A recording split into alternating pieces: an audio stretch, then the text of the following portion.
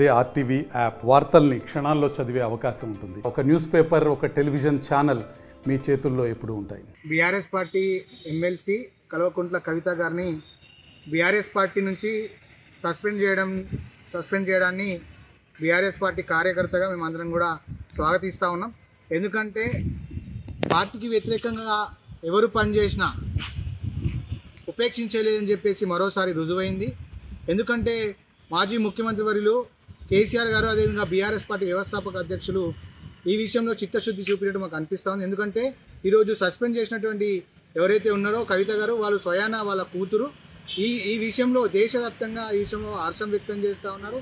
కవిత గారు ప్రతిసారి ఎవరినో ఒకరిని టార్గెట్ చేస్తూ మీడియాలో ఉండడం కోసం లేదా మరింత తనకు పేరు రావడం కోసం ప్రయత్నంలో భాగమే ఇట్లాంటి వ్యాఖ్యలు చేశారు. అంటే ఇది పూర్తి స్థాయిలో పార్టీ నష్టానికి దారి తీస్తున్నటువంటి సందర్భంలో చాలాసార్లు కేసీఆర్ గారు వారించినప్పటికీ, మానుకోవాలని చెప్పినప్పటికీ మానుకోకపోవడంతో వెంటనే కేసీఆర్ గారు ఈరోజు నిర్ణయం తీసుకుని సస్పెండ్ చేయడం నిజంగా హర్షించదగ్గ విషయం.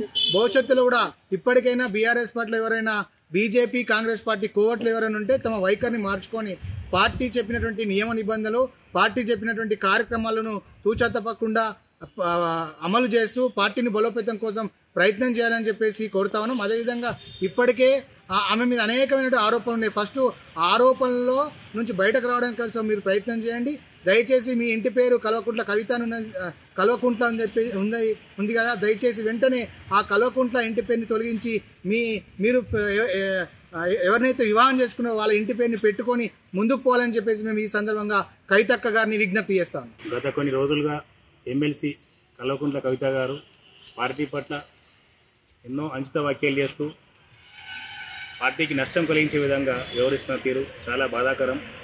దీన్ని దృష్టిలో ఉంచుకొని గౌరవ బీఆర్ఎస్ పార్టీ గౌరవ అధ్యక్షులు మాజీ ముఖ్యమంత్రి కేసీఆర్ గారు గత కొన్ని రోజులుగా ఓపిక పడుతూ అన్ని అబ్జర్వ్ చేస్తూ పార్టీకి నష్టపడుతుందనే ఉద్దేశంతో ఈరోజు ఎమ్మెల్సీ కవిత గారిని పార్టీ నుంచి సస్పెండ్ చేయడం జరిగింది.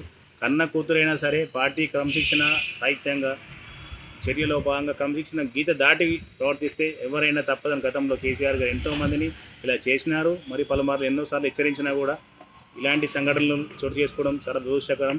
ఇకనైనా పార్టీలో ఉండే ముఖ్య నాయకులు కావచ్చు, ఇంకెవరైనా కానీ పార్టీకి అతీతంగా, పార్టీకి విరుద్ధంగా, ఇలా పార్టీకి నష్టపడే విధంగా ఎవరు మాట్లాడినా, ఏ కార్యక్రమాలు చేపట్టినా గురి కాక తప్పదు, వేటు పడక తప్పదని మరోసారి కన్న కూతురైనప్పటికీ కేసీఆర్ గారు పార్టీ విషయంలో రాజీ పడలేదు. సస్పెండ్ చేసి పార్టీ నుంచి బయటకు పంపించడం చాలా ఇది స్వాగతిస్తున్నాం కేసీఆర్ గారి నిర్ణయాన్ని. ఇది పార్టీకి శుభ సూచకంగా కూడా భావిస్తున్నాం. తెలుగులో న్యూస్ కి ఫాస్టెస్ట్ యాప్ ఇప్పుడు టోటల్లీ న్యూ అవతార్లో జస్ట్ 5 seconds లో కంప్లీట్ న్యూస్. సోషల్ మీడియాలో ట్రెండ్స్ కి one stop solution. Live TV app voice search option తో ఇప్పుడే డౌన్లోడ్ చేయండి లేదా అప్డేట్ అయిపోండి. యాప్ లింక్ డిస్క్రిప్షన్ లో ఉంది.